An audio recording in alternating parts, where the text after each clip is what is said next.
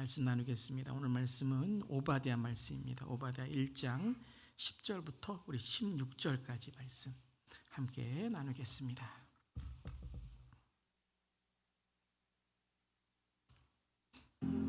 내가 내 형제 야곱에게 행한 포악으로 말미암아 부끄러움을 당하고 영원히 멸절되리라.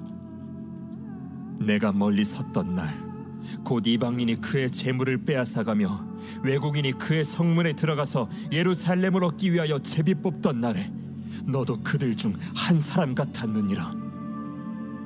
내가 형제의 날 곧 그 재앙의 날에 방관할 것이 아니며 유다 자손이 패망하는 날에 기뻐할 것이 아니며 그 고난의 날에 내가 입을 크게 벌릴 것이 아니며 내 백성이 환난을 당하는 날에 내가 그 성문에 들어가지 않을 것이며 환난을 당하는 날에 내가 그 고난을 방관하지 않을 것이며 환난을 당하는 날에 내가 그 재물에 손을 대지 않을 것이며 내 거리에 서서 그 도망하는 자를 막지 않을 것이며 고난의 날에 그 남은 자를 원수에게 넘기지 않을 것이니라. 여호와께서 만국을 벌할 날이 가까웠나니 내가 행한 대로 너도 받을 것인즉 내가 행한 것이 내 머리로 돌아갈 것이라. 너희가 내 성산에서 마신 것 같이 만국인이 항상 마시리니 곧 마시고 삼켜서 본래 없던 것 같이 되리라. 아멘. 하나님의 말씀입니다. 하나님 말씀에 감사합니다. 오늘 하나님의 사람들 쉬운 세 번째 시간입니다. 1년이 52주인데 이제 오늘 53번째입니다. 그래서 1년 이상을 했지만 이제 주차로 말하면 이제 1년이 52주가 지나고 오늘 53주째 오바댜 말씀 함께 나누게 됩니다. 소선지서 말씀을 함께 나누고 있죠. 소선지서의 말씀 호세아, 요엘, 아모스 다음 네 번째 책이 오바댜라는 책입니다. 이 소선지서는 대선지서와 동일하게 열왕기서, 역대기서에 있는 이 나라와 또 시대에 하나님이 보내신 사람들이다라는 것이죠. 이 오바댜는 여러분들 아마 많이 못 들어보셨을 겁니다. 어떤 분은 오바댜 이렇게 하니까 잘 모르시고 성경에도 바다가 있나요? 뭐 이런 재밌는 말씀도 하시는데 오바댜 이 성경에 찾기도 참 힘드시죠. 한 장으로 되어 있기 때문에 그냥 이렇게 지나갈 수 있습니다. 구약에서 가장 짧은 책이죠. 오바댜 한 장은 이제 이 구약에서는 오바댜밖에 없고요. 신약에는 뭐 여러 책들이 있죠. 유다서도 있고 빌레몬서도 있고 요한 2서와 3서도 이제 한 장으로 되어 있는 것입니다. 짧은 책이지만 이 짧은 책에 또한 이 선지자에 대한 하나님의 또 뜻과 또 하나님의 이 계획이 있는 것이죠. 우리 호세야 하나님의 사람, 요엘, 비전, 아모스, 공의. 그래서 선지자가 어떤 그런 하나님의 뜻을 품어야 되는가 함께 나누었고요. 오늘 오바댜를 통해서 또한 하나님이 선지자들 또한 믿는 자들을 통해 어떤 삶을 우리가 살아야 되는지 오늘 계속해서 나누도록 하겠습니다. 오바댜 선지자는 이름의 뜻이 여호와의 종이란 뜻입니다. 그래서 오바디야라고 해서 야는 하나님 여호와란 뜻이죠. 그래서 하나님의 일꾼 종이란 뜻이고요. 또한 하나님을 섬기는 자란 뜻 안에 여호와를 예배하는 자란 뜻이 있습니다. 참 좋은 이름이죠. 오바댜. 그래서 옷이 우리 성도님들은 오바댜 이렇게 또 하셔도 좋을 그런 영어 이름 중에 오바디아라고 할 수도 있습니다. 이 여호와를 경배하는 자, 이 여호와의 종, 그러니까 이 오바댜의 아버지가 누군지는 뭐 나와 있지 않지만요. 아마 오바댜가 태어났을 때 하나님을 섬기는 자, 예배하는 자 이렇게 또 기대하고 이름을 지었던 것 같습니다. 참 이 오바댜 이름을 생각하면서 저는 우리 다음 세대가 하나님의 사람으로 또 하나님의 예배자로 서기를 기도해 봅니다. 또한 이방 나라 에돔을 향한 하나님의 심판을 선포했던 사람이다라는 것이죠. 우리 지난 시간에 아모스는 남유다 사람인데 어디에 심판을 선포했죠? 북이스라엘에 하나님의 심판을 선포했죠. 자, 오바댜는 이제 이방 나라인 에돔을 향해서 하나님의 심판을 선포하게 됩니다. 그래서 오늘 1장 1절을 보면 이렇게 시작합니다. 함께 읽어보겠습니다. 오바댜의 묵시라 주 여호와께서 에돔에 대하여 이와 같이 말씀하시니라. 다른 책하고는 조금 다르게 오바댜는 시대도 없고 배경도 없고 출신도 없고 오바댜에 대한 아무런 정보를 기록하고 있지 않습니다. 근데 여러분 성경 특별히 구약을 읽다 보면 오바댜라는 이름이 많이 나옵니다.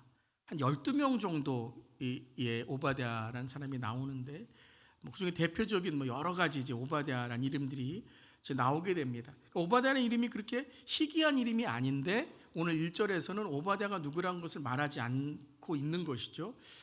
이게 어떻게 보면 선지자의 또 하나의 이 메시지가 될 수도 있는 것이죠. 오늘 이제 결론과 같은 말씀이기도 한데요. 이 오바댜는 한 사람을 뜻하는 것이 아니라 우리 모두가 어떤 선지자가 되어야 되는지를 말씀하시는 것이다라는 것이죠. 그래서 오바댜의 묵시라 그것이 제일 처음에 나온 이제 말씀이고, 그다음에 또 하나의 배경은 여호와께서 어디에 대하여 말씀하신다고요?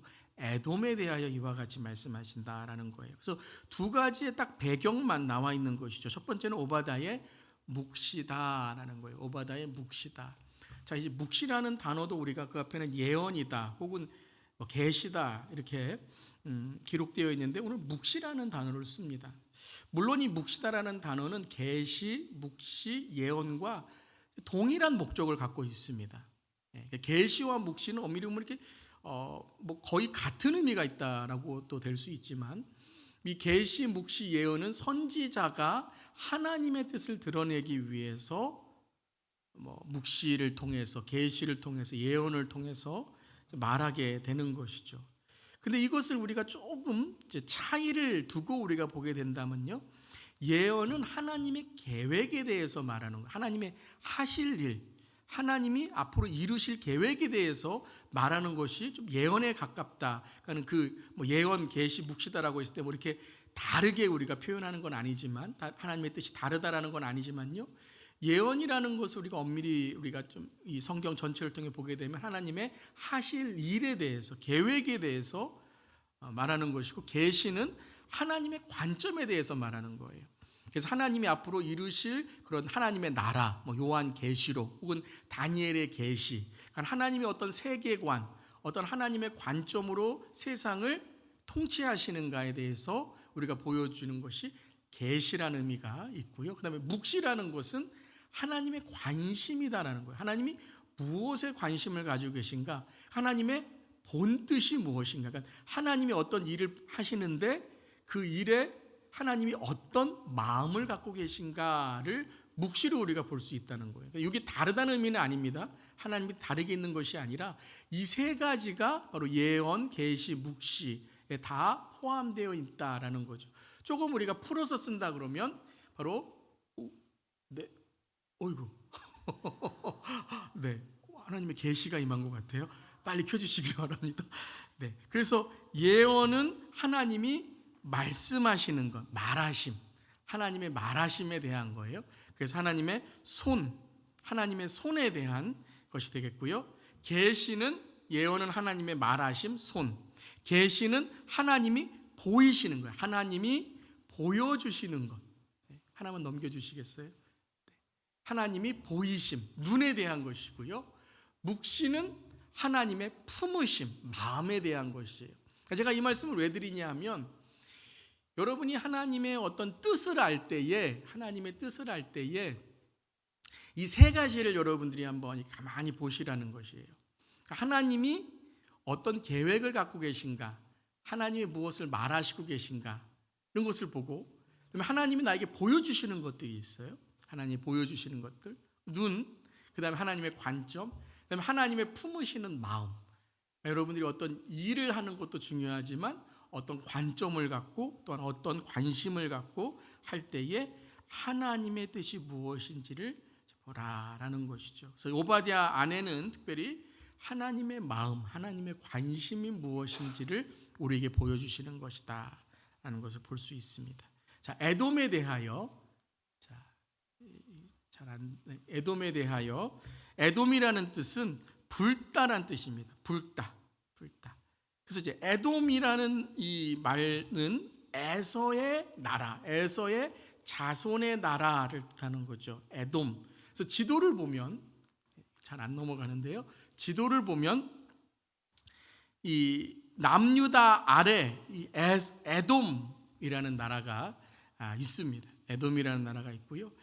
여러분 이제 성지순례 가보신 분들은 이스라엘이 말고 요르단으로 가신 분들 중에 아주 감동적인 지역이 있습니다. 요르단에 다녀오신 분들도 있으실 텐데 페트라라는 지역이 있습니다. 페트라라는 지역이 있습니다.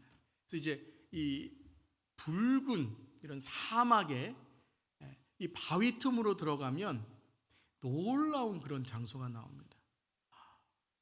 이제 우리가 사진으로 보기 때문에 그렇죠. 저기 사람을 보세요, 아래.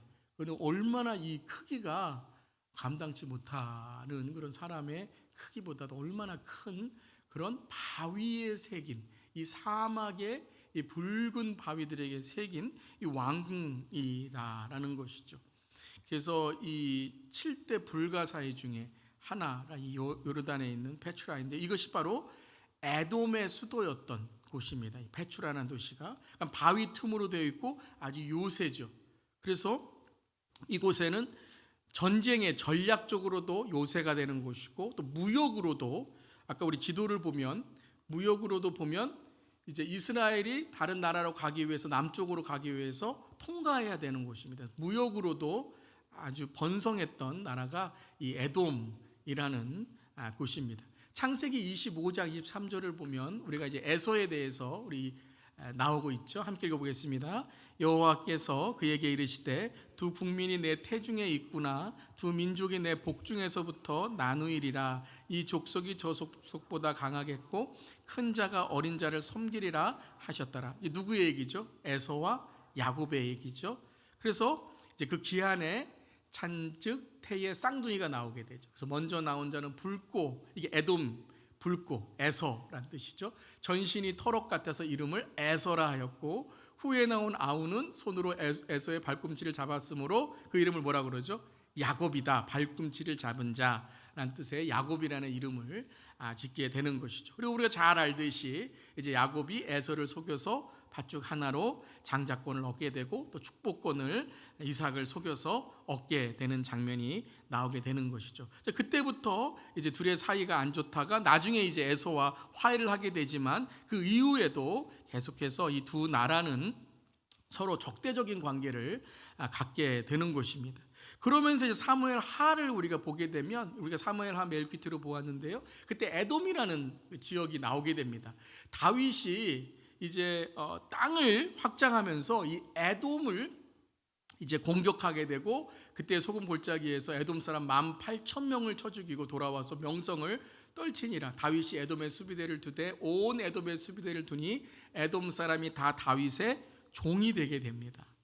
그래서 이 이스라엘에게 또한 에돔이 종이 되었던 그러한 때도 다윗 때에 또 앞으로 이제 이어질 솔로몬의 때에도 계속해서 이제 그 종으로서의 에돔의 나라가 되었던 것이죠. 그런데 이제 오늘 이 오바댜에서는 이 에돔의 하나님의 심판을 외치게 되는 것이죠. 그렇다면 어떤 하나님의 심판이 이 에돔에 임하게 되는지 오늘 함께 보도록 하겠습니다. 두 번째는 오바댜는 에돔의 영적 무지와 교만에 대하여 하나님의 심판을 외쳤습니다. 자, 에돔은 그러니까요 이스라엘과 형제간의 나라라는 거예요. 형제간의 나라라는 거죠. 형이었어요. 형제간의 나라였고 형이었습니다.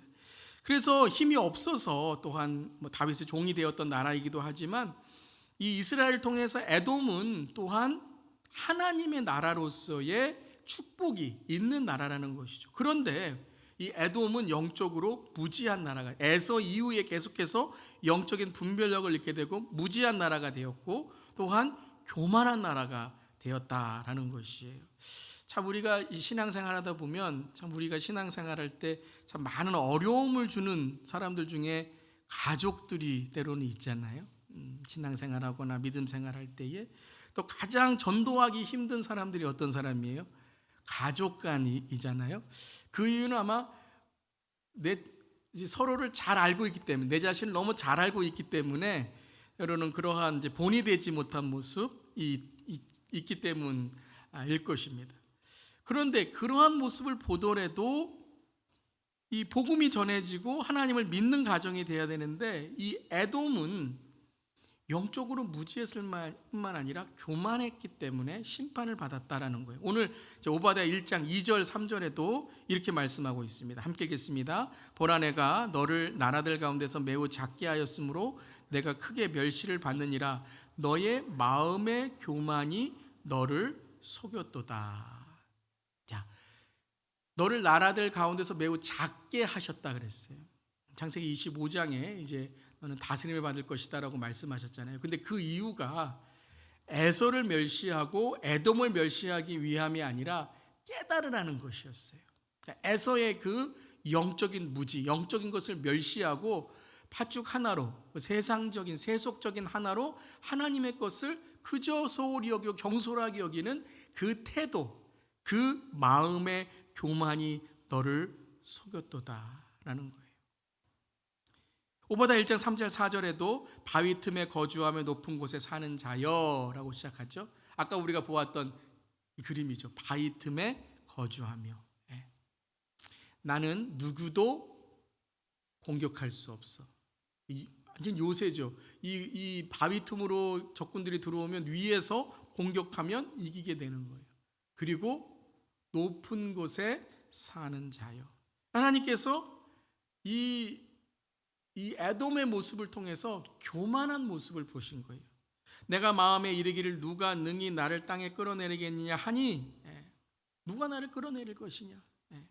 내가 독수리처럼 높이 오르며 벌 사이에 깃들일지라도 하나님 없이 살 수 있다는 거예요. 우리 그럴 때 있잖아요. 믿는 가정에 태어나서 모태신앙으로 태어나서 또 신앙생활 잘하다가 이제 뭐 시험이 온다거나 아니면 뭐 세상에 유혹에 빠진다고 할 때 이제 뭐 하나님 필요 없어. 하나님을 떠나게 되는 거죠. 근데 하나님께서 어떻게 하신다고요? 내가 거기에서 너를 끌어내리라 라고 말씀하셨다는 거예요. 이처럼 바위 틈에 요새를 만들고 높은 그러한 정말 불가사의 어떻게 저렇게 왕궁을 지을 수 있을까? 저렇게 건축을 할 수 있을까라는 저 시대에 그런 정말 지혜와 그러한 기술이 있었던 나라였지만 영적으로는 무지하다라는 거예요. 그 교만이 어디서 왔냐? 그것을 6절, 7절에 이렇게 말씀하십니다. 함께 읽겠습니다. 에서가 어찌 그리 수탈되었으며 그 감춘 보물이 어찌 그리 빼앗겼는고 너와 약조한 모든 자들이 다 너를 쫓아 변경에 이르게 하며 너와 화목하던 자들이 너를 속여 이기며 내 먹을 것을 먹는 자들이 내 아래에 함정을 파니 내 마음에 지각이 없습니다. 왜 교만하다고요? 뭐 물질이 많아서 뭐 지식이 많아서 세상에 무슨 높은 자리에 있어서가 아니라는 거예요. 지식이 있어도 겸손한 분들이 있어요. 지혜가 있는 분들이 있어요. 물질이 있어도 나누고 베푸고 주님을 위해서 사용하는 분들이 있어요. 내 삶 속에 있는 것들을 내가 영적으로 깨어 있으면 하나님이 사용하시는 것들이 되는데 내 마음에 지각이 없습니다라는 거예요. 분별력이 없다는 거죠. 무지하다는 거예요. 그러니까 자기가 최고인 줄 알고 지금 심판이 다가오고 있는데 하나님을 의지하는 것이 아니라 하나님께 돌아가는 것이 아니라 오히려 하나님 앞에 교만해져 있다라는 것이죠. 내 마음에 지각이 없다라는 거예요. 참 그런 것 같습니다. 영적으로 무지한 사람들이 있어요. 세상에서는 잘 나가는 것 같고 세상에서는 많은 것 같은 것 같고 또 내가 높은 자리에 있는 것 같지만 그 모든 것들이 하나님의 보시기에는 부자 청년처럼 나사로의 그 부자 거지 나사로의 그 부자처럼 하나님께는 아무 부질 없는 다 썩어 없어질 사라질 것이 된다라는 것이죠. 히브리서에도 이렇게 말씀하셨어요. 너희는 하나님의 은혜에 이르는 못하는 자가 없도록 하고 또 쓴뿌리가 나서 괴롭게 하여 많은 사람이 이로 말미암아 더럽게 되지 않게 하며 음행하는 자와 혹 한 그릇 음식을 위하여 장자의 명분을 판 누구와 같이요? 에서와 같이 망령된 자가 없도록 살피라라고 말씀하십니다. 하나님의 은혜에 이르지 못하는 자가 없도록 쓴뿌리가 나서 괴롭게 하여 많은 사람이 이로 말미암아 더럽게 되지 않게 하며라는 거예요. 왜 교만하게 됐어요? 왜 영적으로 무지하게 됐어요? 하나님의 은혜를 모르는 거예요. 에서가 하나님이 은혜를 주셔서 그 이삭의 가문에서 태어난 것을 잊어버린 거예요. 물론 야곱에게 속임받아서 그에게는 상처가 있었죠. 쓴뿌리가 있었죠. 그런데 그 쓴뿌리가 그의 인생을 괴롭게 하는 것을 하나님 앞에 풀지 못했다는 거죠. 우리가 창세기 25장부터의 야곱의 인생과 또한 나중에 에서의 인생을 보면 화해 이후에도 에서는요, 야곱과 화해하고 이삭과 화해했지만 어딘가 모를 마음속에 상처가 있다라는 거예요.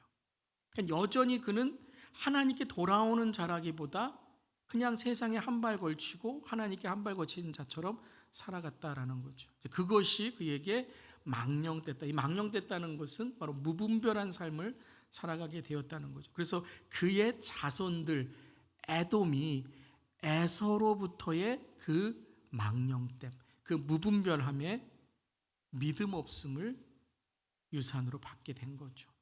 은혜를 몰랐다는 거예요. 야고보서 4장 6절 7절도 이렇게 말씀하십니다. 함께 읽겠습니다. 그러나 더욱 큰 은혜를 주시나니 그러므로 일렀으되 하나님이 교만한 자를 물리치시고 겸손한 자에게 은혜를 주신다 하였느니라. 그런즉 너희는 하나님께 복종할지어다 마귀를 대적하라 그리하면 너희를 피하리라. 여러분, 사탄이 이용하는 가장 큰 죄가 뭔지 아세요? 교만입니다. 교만이에요. 근데 교만은 무엇이라고요? 은혜를 모르는 거예요. 은혜를. 자기가 옳은 줄 알고 자기가 다 최고인 줄 알고 하나님의 은혜 앞에 겸손하지 못한 거죠. 은혜라는 게 뭐죠? 그냥 감동받은 게 은혜가 아니라 은혜는 뭐예요? 죽을 수밖에 없는 죄인인 나를 하나님 받아주셨다라는 거죠. 그래서 겸손한 자에게 은혜를 주신다는 거예요. 하나님 교만한 자를 물리친다는 거죠. 근데 누가 그것을 유혹하고 그것을 누가 교만하게 만든다고요? 마귀라는 거예요. 그걸 잘 하셔야 됩니다. 잘 하셔야 돼요. 마귀는 우리를 영적으로 무지하게 만듭니다. 조금 가졌다고, 조금 배웠다고, 내가 조금 안다고 교만하게 만들어요. 근데 여러분, 그 교만한 게요, 우리를 영적인 무지로 만듭니다. 남들은 다 아는데 나만 몰라요. 나만 죄진 걸 몰라요. 사탄이 우리의 눈을 가린다는 거죠. 베드로전서 5장 5절도 이렇게 말씀하세요. 5절에 하나님은 교만한 자를 대적하시되 겸손한 자들에게 은혜를 주시나니, 이 교만이 누구에서 왔다고요? 마귀라는 거죠. 근신하라 깨어라 너희 대적 마귀가 우는 사자같이 두루다니며 삼킬 자를 찾나니. 교만하게 만듭니다. 관계에서도 그렇고 우리의 신앙에서도 그렇고 이 교만이 얼마나 무서운지 몰라요. 야고보서 4장 아까 6절 7절에 마귀를 대적하라 그리하면 너희를 피하리라라고 말씀하신 후에 8절부터 10절까지 그럼 우리가 교만을 어떻게 이길 수 있는가 말씀하십니다. 8절부터 10절까지 함께 읽겠습니다.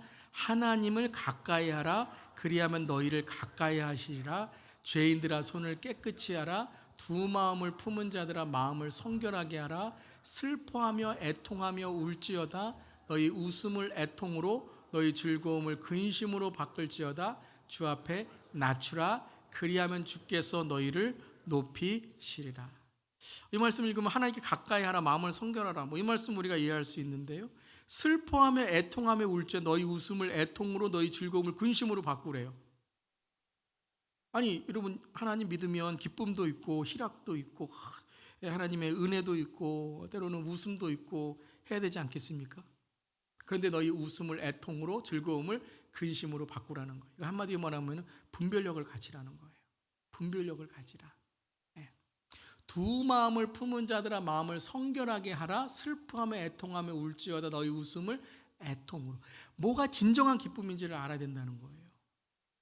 뭐가 진정한 우리의 삶의 근심이 되어야 되는지 알아야 된다는 거예요. 육적인 즐거움, 그저 육적인 웃음, 그냥 세상에서 그런 웃음, 물론 그것도 우리에게 잠시 기쁨과 즐거움을 주지만 그 영원한 기쁨이 아니라는 거예요.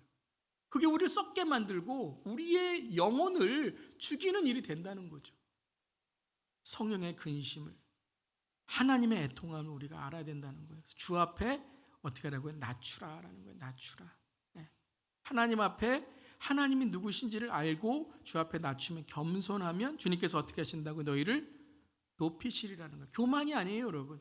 자신감, 우리가 하나님 앞에 자존감을 갖고 살아가야 되는데, 그것이 우리가 가진 무엇으로 다른 사람을 비교하고 무시하고 하나님까지도 교만하게 대하는 것이 아니라, 우리가 하나님 겸손함으로 하나님이 우리를 높이시는 것, 이게 진정한 하나님이 우리에게 주시는 축복인 거죠. 하나님 우리를 높이시는 삶. 하나님이 높이신다는 건 다른 게 아니라 우리를 사용하신다는 거예요. 하나님을 높이셔서 우리를 사용하시는 거예요. 여러분의 사업, 또 비즈니스, 가정, 자녀들 잘 되시기를 바랍니다. 하나님이 높이실 줄 믿습니다. 그럼 어떻게 된다고요? 하나님 앞에 우리가 분별해갖고 하나님 앞에 겸손해야 된다라는 것이죠.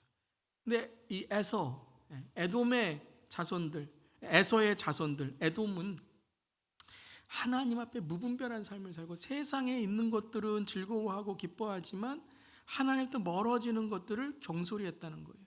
제가 오늘 말씀 준비하고 찬양 인도하고 오늘 아까 제가 이제 찬양 후에 이제 말씀을 생각하면서 기도할 때 너무 마음 아픈 게 뭐냐면, 오늘 하나님 찬양하면서 또 예배 드리면서 마음 주신 것이 뭐냐면, 이 시대는요 예배를 너무 경솔히 여기는 것 같아요.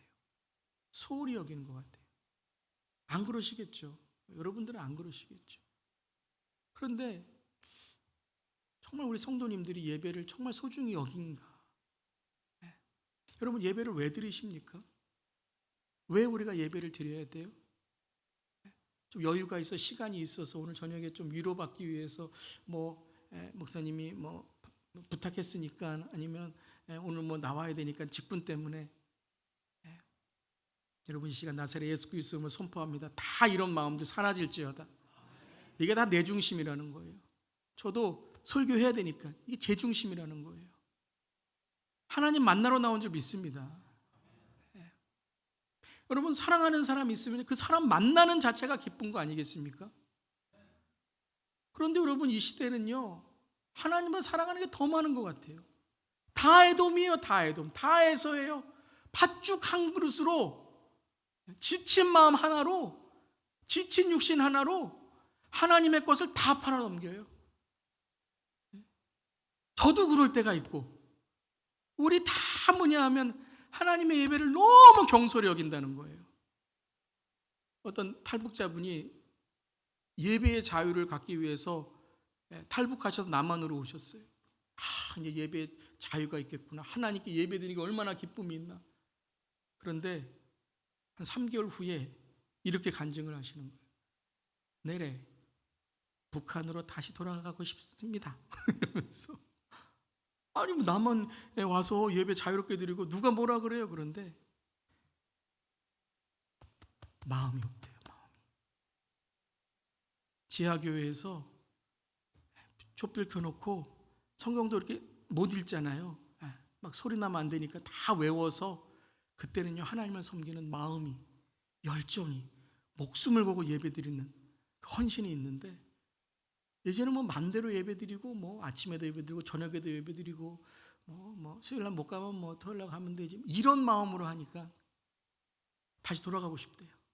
한 번 예배를 드리더라도 하나님을 정말 진정으로 만나는 예배가 되기를 원한다라는 거예요.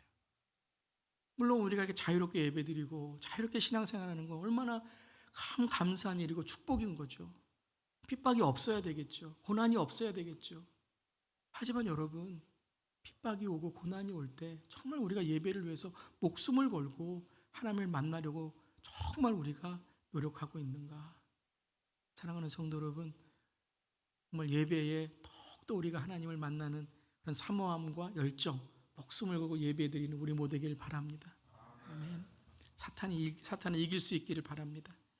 이제 에서는 그러한 앞선 세대 조상으로서 그런 예배에 대한 영적인 것에는 사모함이 없었다는 거예요. 영적으로 무지하니 그 자녀들이, 그 자손들이 영적으로 무지한 교만함에 빠졌다는 거죠. 하나님이 세우신 나라인데도 그렇다라는 것입니다. 세 번째입니다. 오바댜는 가족과 이웃의 불행을 즐거워하는 에돔에 대한 하나님의 심판을 외쳤습니다. 저 뒤에 한 분이 오셨는데, 우리 장로님 잠깐, 장로님 오셨네요. 네. 말씀 나눠보시겠어요? 오바댜는 가족과 이웃의 불행을 즐거워하는 에돔에 대한 하나님의 심판을 외쳤습니다. 오바댜 1장 10절입니다. 함께 읽겠습니다. 내가 내 형제 야곱에게 행한 포악으로 말미암아 부끄러움을 당하고 영원히 멸절되리라. 자, 10절부터 이 에돔에 대해서 이렇게 말씀하십니다. 내 형제 야곱, 내 형제 야곱이라고 말씀하세요. 계속 형제, 가족이라는 말씀을 계속 말씀하고 계십니다. 1장 12절도 그렇습니다. 내가 형제의 날 곧 재앙의 날에 방관할 것이 아니며 유다 자신이 패망하는 날에 기뻐할 것이 아니며 그 고난의 날에 내가 입을 크게 벌릴 것이 아니며. 이스라엘이 멸망할 때 이 에돔은요 기뻐했어요. 잘됐다. 가족과 이웃의 불행을 즐거워하고 있었다는 거예요. 그것 봐. 그렇게 뭐 하나님 믿는다고 그러더니 멸망하게 됐지. 그 멸망을 통해서 죄가 얼마나 무섭고 하나님이 얼마나 무서운지를 깨닫는 것이 아니라 그들의 멸망을 기뻐하고 오히려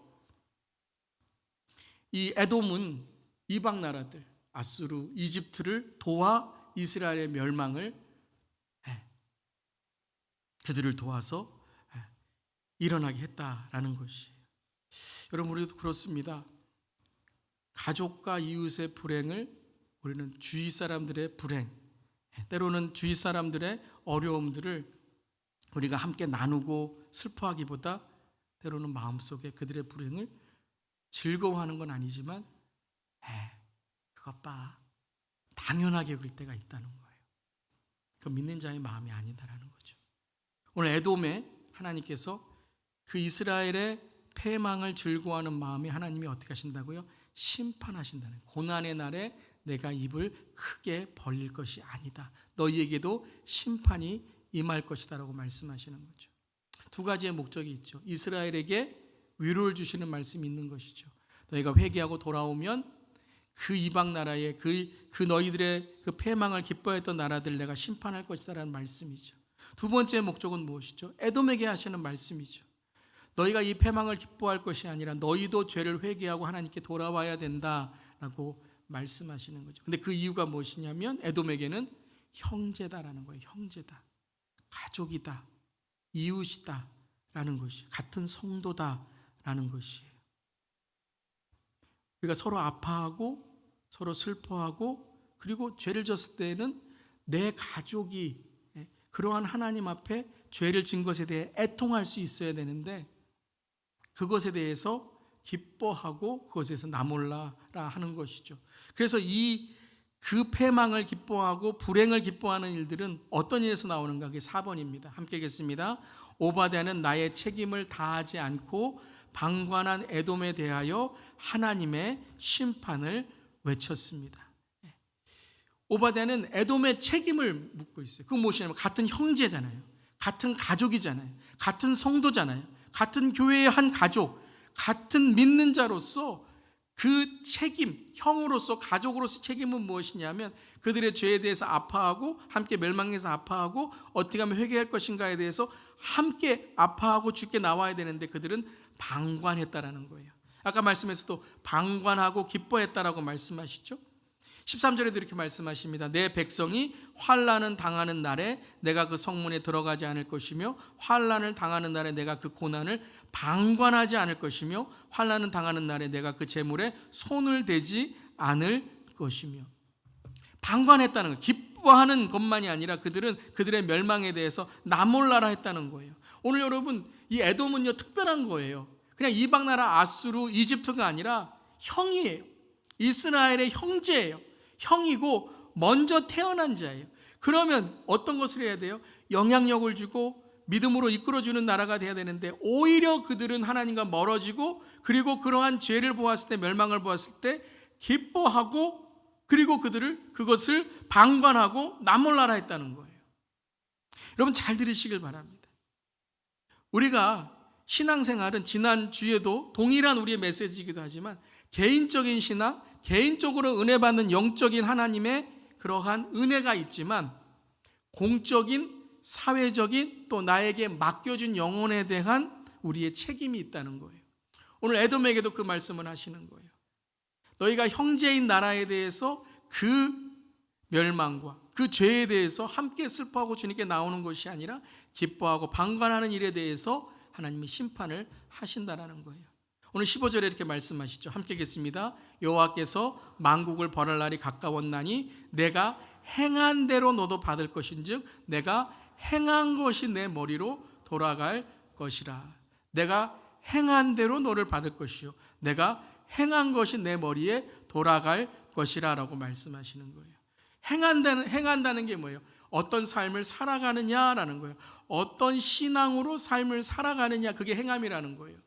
행함은 행위가 아닙니다. 성경에서 말하는 행위는 어떤 내가 구원받기 위해서 행하는 행위가 아니라 내가 어떤 것에 하나님께서 상을 받기 위해서 하나님께서 나에게 무엇을 보상해 주시겠지라는 그 대가에 대한 행위가 아니고, 행함이라는 것은 뭐냐면 우리가 이번 주일부터 나누게 될 열매에 대한, 바로 행함은 열매라는 거예요. 내 신앙이 드러나는 열매가 행함이고 실천이라는 거예요. 열매라는 거예요. 그런데 이 에돔은 그들의 신앙이 영적으로 무지하고 교만했기 때문에 그게 그들이 행한 모습이 어때요? 남의 불행을 기뻐하고 남이 잘못됐을 때 책임을 다하지 않고 그들의 기쁨에 대해서 방관하고 무책임하고 그저 나 몰라라 했다는 거예요. 왜요? 그들의 신앙이 하나님과 멀어져 있었기 때문이다라는 것이죠. 그래서 우리 마지막 1장 21절에 이렇게 말합니다. 함께 읽겠습니다. 구원받은 자들이 시온산에 올라와서 에서의 산을 심판하리니 나라와 여호와께 속하리라 라고 말씀하세요. 자, 구원받은 자들이 시온산에 올라와 에서의 산을 심판하니 나라가 여호와께 속하리라 라고 말씀하셨어요. 자, 여기에는 대조가 있죠. 시온산과 에서의 산이라는 이 두 가지를 대조하고 있어요. 시온산이라는 것은 하나님의 나라를 뜻하는 것이고, 에서의 산이라는 것은 하나님을 떠난 나라, 죄의 나라, 사탄의 나라를 선포하고 지금 말씀하시는 것이죠. 그래서 구원받은 자들을 통해서, 그 시온산에 올라온 구원받은 자들을 통해서 마지막 날에 무엇을 선포하세요? 하나님의 심판을 선포하시는 거죠. 구원이 있으면 심판이 있는 것이죠. 하나님께서 오늘 말씀하시기로 시온산에 올라온 자들과 에서의 산에 오른 자들이 있다라고 말씀하시는 거예요. 오늘 말씀 제가 처음 시작할 때에 오바댜에 대해서 함께 말씀 나눴죠. 오바댜는 단지 한 사람의 선지자를 말씀하시는 것이 아니라 바로 이 오바댜를 통해서 우리 모두가 어떤 신앙의 삶을 가져야 되는지를 말씀하신다는 거예요. 에돔 또한 동일합니다. 에돔은 뭐냐 하면 단지 이방 나라의 어떤 한 나라의 그러한 자손들을 의미하는 것만이 아니라 바로 이 에서의 산 에돔은 바로 믿음을 가진 자들이라고 말하면서 믿음 없이 내가 교회에 다닌다고 하나님을 믿는다고 하면서 그 삶 속에 아무런 열매와 아무런 삶의 모습이 없는 자가 바로 오늘 에서의 자손 에돔이라는 거예요. 이것은 아수르와는 다른 것입니다. 이것은 바벨론과는 다른 것입니다.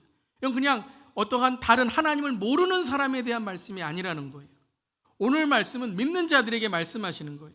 너희가 과연 시온산에 오르는 자이냐 아니면 에서의 산에 오르는 자이냐라고 말씀하시는 거예요. 즉 너희는 오바댜의 삶을 사는 것이냐 아니면은 에돔의 삶을 살고 있냐는 거예요. 믿는 자들에게요. 교회 다니는 자들에게.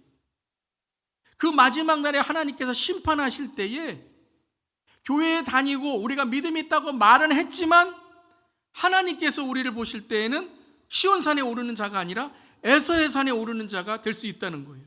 근데 그 행함, 그 열매, 하나님이 보시는 것, 하나님의 관심, 이 묵시가 뭐냐면요, 예배 많이 드렸냐, 기도 많이 했냐, 말씀 많이 읽었냐 라는 그러한 하나님과의 관계만이 아니라 이 하나님의 관계가 누구와의 관계로서의 행함이 있어야 된다고요?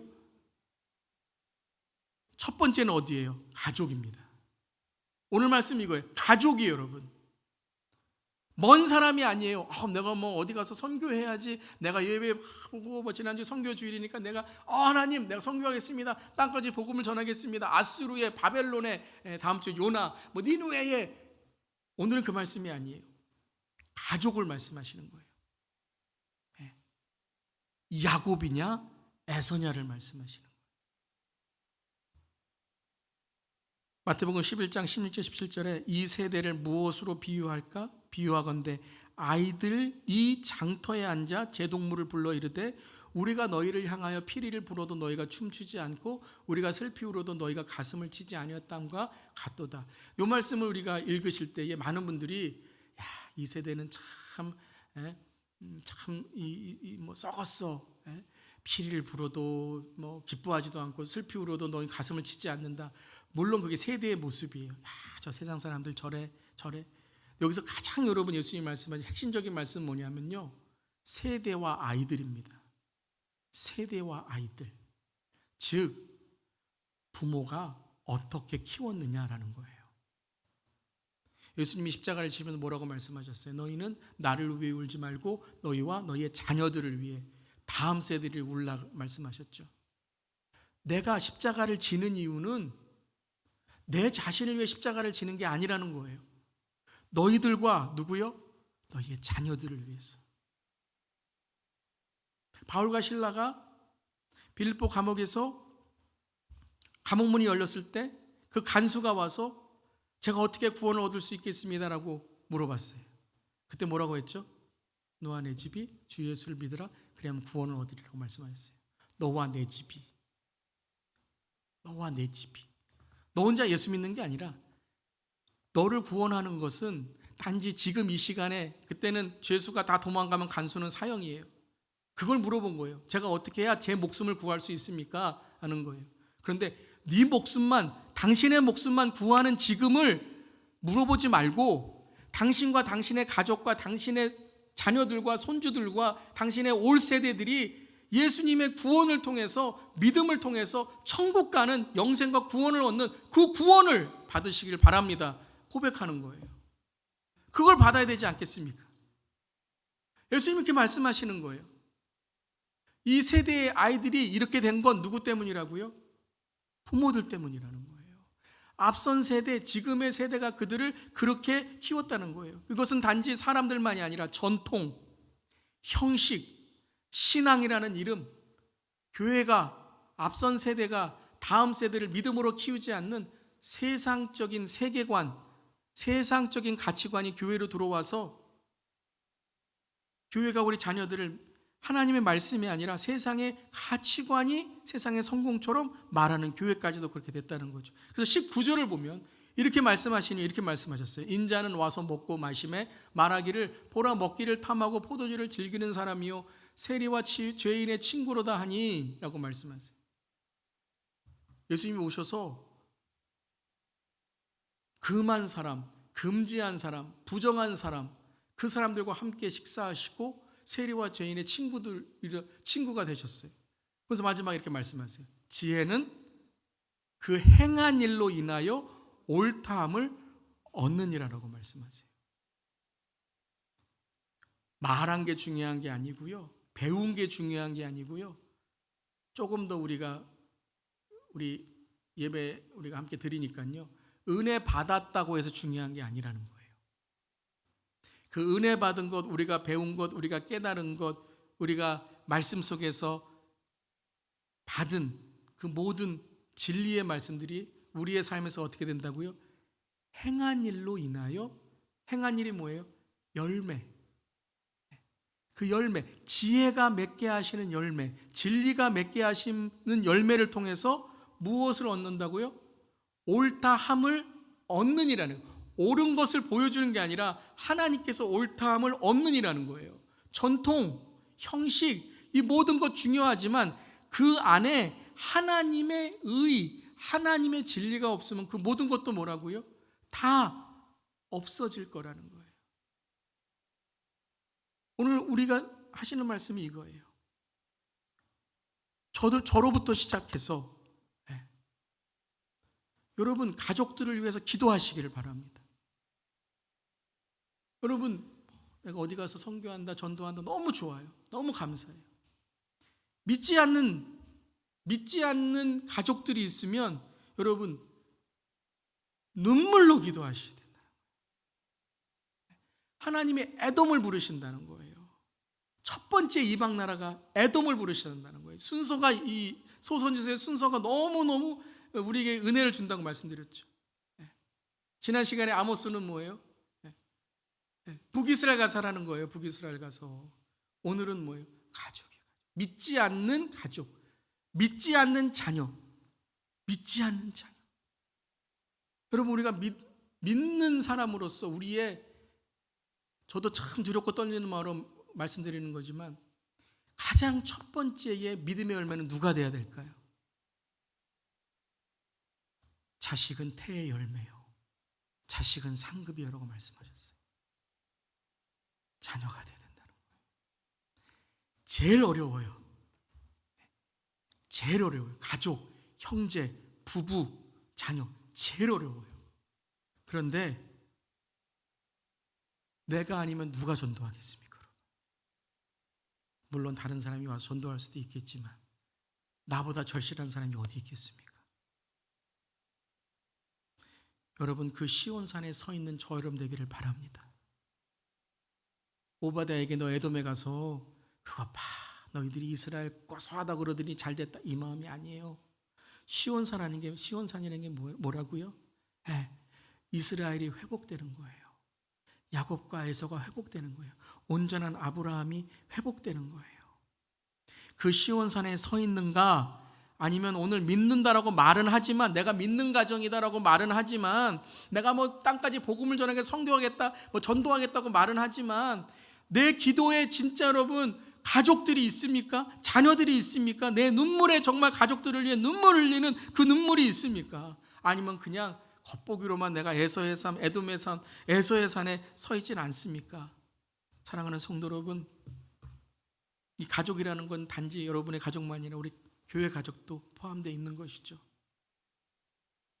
사랑하는 성도 여러분, 우리 가정을 위해, 가족을 위해, 믿는 자들을 위해, 특별히 우리 성도님들을 위해, 혹이라도 시험 받은 성도님들 계시다면, 예배 잘 나오시다가 예배 안 나오시는 성도님들이 있다면, 목장 잘 나오시다가 목장에 안 나오시는 성도님들이 있다면, 우리 가족들 중에 예전에는 신앙생활 잘하다가 믿음 잘 지키다가 우리 자녀들 고등학교 갈 때까지는, 요즘은 고등학교도 아니래요, 중학교까지래요, 초등학교까지래요, 교회 잘 다니다가 믿음에 멀어진 자녀들이 있다면, 사랑하는 성도,